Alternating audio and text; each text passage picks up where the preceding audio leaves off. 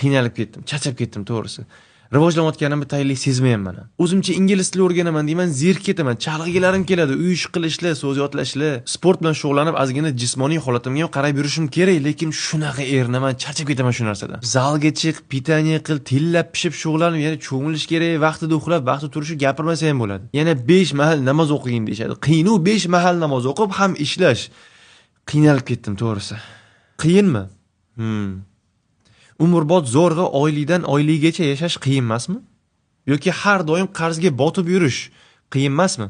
Qattiq kasal bo'lib qolganingizda doriga pul topa olmaslik, 30-40 ga kirib pensioner ota-onangizdan pul so'rash qiyin emasmi? O'lim to'shagida yotganingizda, hayotimda shuncha narsa qilib tashlashim mumkin edi deb afsuslanib o'lish qiyin emasmi? Allohning huzuriga borganingizda Alloh sizga rizqingni men berardim-ku, ishxona emas, men ar-razoqman, seni xo'jayining emas, nimaga namoz o'qimading, nimaga meni buyruqlarimni bajarmading deb so'raganida, sizni qo'l-oyoqlaringiz, ko'zingiz, butun tanangiz sizga qarshi guvohlik berib tursa, qiyin emasmi? Ha, hammasi qiyin.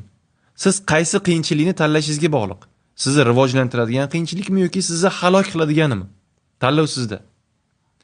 Ingliz tili o'rganing. Barakallohu fikum.